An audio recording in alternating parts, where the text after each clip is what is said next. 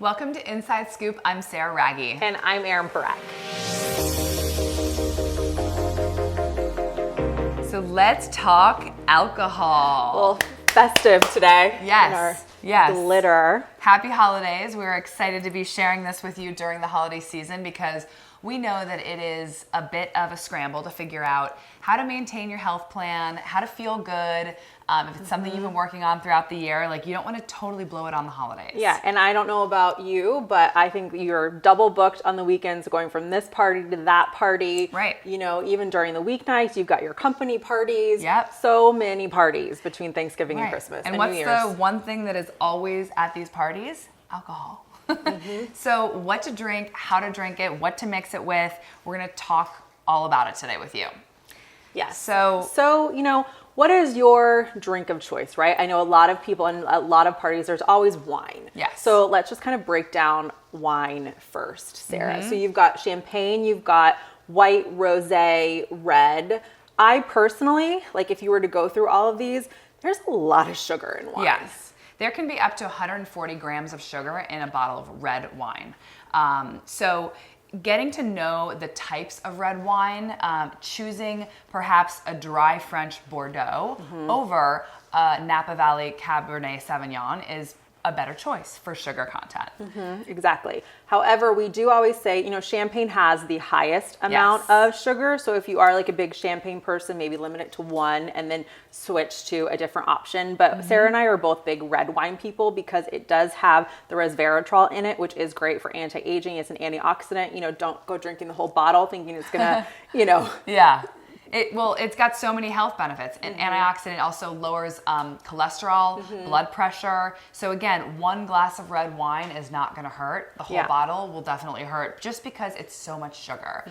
And for any of you who have had too much wine, you know that the next day it results in, you know, the shakes, unfocused, feeling the need to kind of indulge in greasier, fattier foods.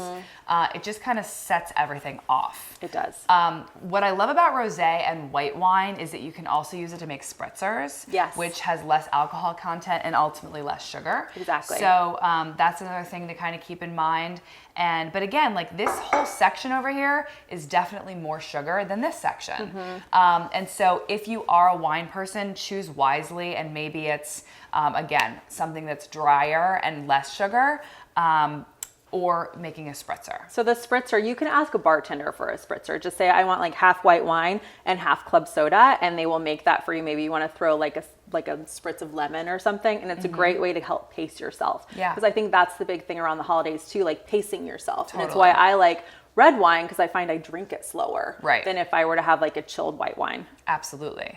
And when you do kind of overindulge in this category, it does affect your food choices. So you're ultimately, because you're spiking insulin levels, because you have sugar in your bloodstream, you are going to want carbs, bread, things to kind of soak it up to make you feel better after indulging in this kind of category. Inhibitions go down. Yeah. I mean, listen, it's fun. But yeah, it's the holidays. Like you have fun, but just know we're educating you for that reason. So let's talk about this side, Sarah. We've got the cleaner alcohols, you know, a vodka and a tequila.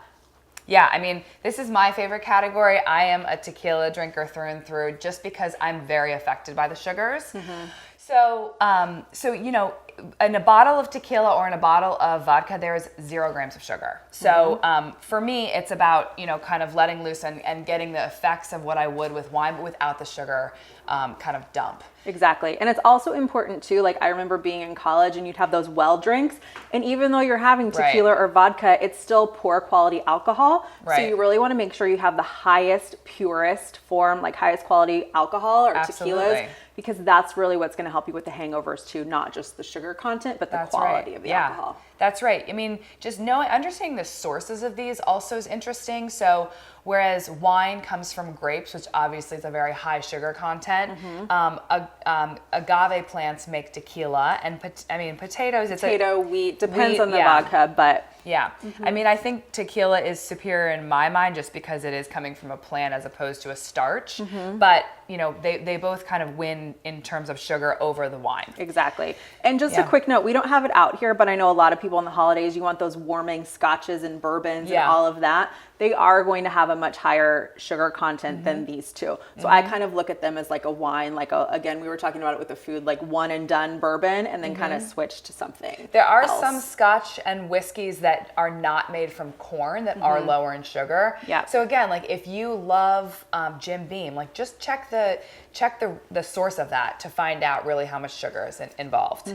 So let's talk mixers. Mixers. Yeah. Yeah. So we have, you know, I know people love like their vodka cranberry, all of that. Sarah and I aren't really big on adding those fruit juices because again, you're spiking your blood sugar. Right. So we say, you know, squeeze an orange in it, squeeze a lemon, squeeze a lime, because then you're actually getting that alkalizing from the citrus fruit too. Absolutely. And, you know, you'll see tonic water or club soda.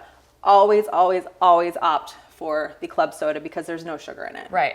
Tonic water is also incredibly hard on your digestive system and kind of creates a raw, it's very, very acidic. So it kind of creates a raw stomach. And I think some of my bad evenings after drinking might have been a little tonic. Yeah, definitely. College days.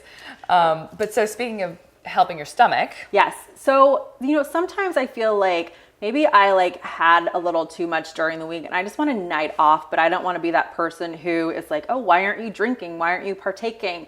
My little secret trick is ordering a bitters and soda. Yes. So this is bitters. Any bar will have them. A lot of people will have them at their houses too. It's really great for your stomach. It's like that bitters. It stimulates bile and digestion and all those good things.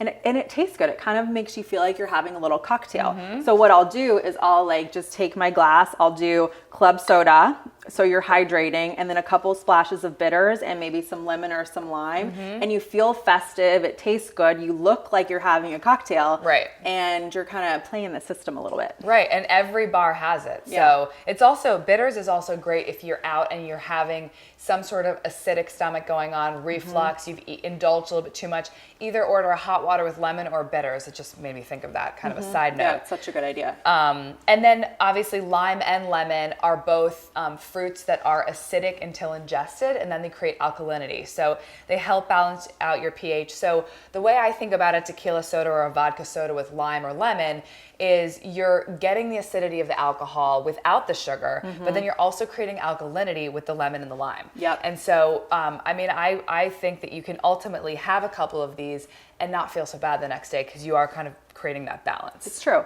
Yeah. And, you know, again, just kind of, Sarah and I are all about the water. So if you are drinking, you are indulging, like water is really just going to help flush it through. So before you drink, make sure you're really hydrating, and after too. Like I know you may be like stumbling home or it's going to be really late, but just have that water next to your bed ready to go so you can hydrate. Absolutely. And that's leading into our next episode where we're going to talk to you all about our pre and our post holiday hacks, holiday party hacks. So stay tuned and we will talk to you soon.